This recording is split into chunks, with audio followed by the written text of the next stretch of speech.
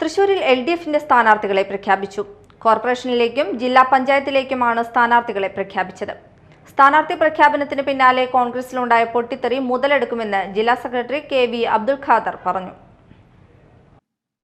തൃശൂർ കോർപ്പറേഷനിലെ 56 ഡിവിഷനുകളിൽ 38 എണ്ണം CPIM-നും 8 എണ്ണം CPI-ക്കുമാണ്. RJD-ക്ക് 3-ഉം കേരള കോൺഗ്രസ് മാണി വിഭാഗം JDS എന്നിവർക്ക് 2-ഉം വീതവും NCP കോൺഗ്രസ് S എന്നിവർക്ക് ഓരോ സീറ്റുമാണ് നൽകിയത്.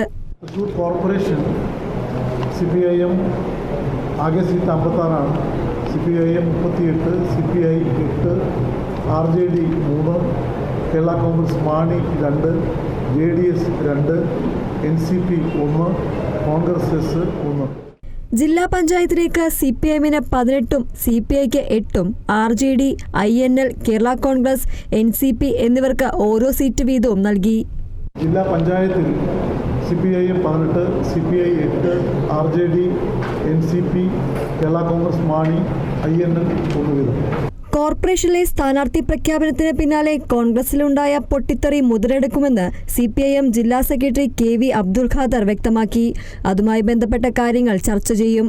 കോൺഗ്രസിൽ പലയിടങ്ങളിലും ഇനിയും അമർഷം നീറിപ്പുകയുകയാണെന്നും അബ്ദുൽ ഖാദർ പറഞ്ഞു. കോൺഗ്രസിന്റെ സ്ഥാനാർത്ഥി നിർണയം വന്നതോടുകൂടി പല സ്ഥലങ്ങളിലും പൊട്ടിത്തെറി ഉണ്ടായിട്ടുണ്ട്. ഇനിയും പലയിടങ്ങളിലും അമർഷം നീറിപ്പുകയുന്നുണ്ട്. കോൺഗ്രസിലെ UDF-ലെ അഭിപ്രായ ഭിന്നതകൾ മുതലെടുക്കുക ഞങ്ങളെ സംബന്ധിച്ചിടത്തോളം സ്വാഭാവികമായിട്ട് ചെയ്യും. അത് പലതരത്തിൽ ഞങ്ങളത് ചർച്ച ചെയ്യുന്നുണ്ട്. കോൺഗ്രസ് സ്ഥാനാർത്ഥി പ്രഖ്യാപനത്തിന് പിന്നാലെ DCC general secretary Ravi Jose Thanikkal party പദവികൾ രാജിവെച്ചിരുന്നു.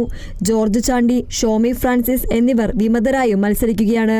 കൗൺസിലർ നിമ്മി റപ്പായി കഴിഞ്ഞ ദിവസം രാജിവെച്ച് LDF-ൽ ചേർന്നിരുന്നു.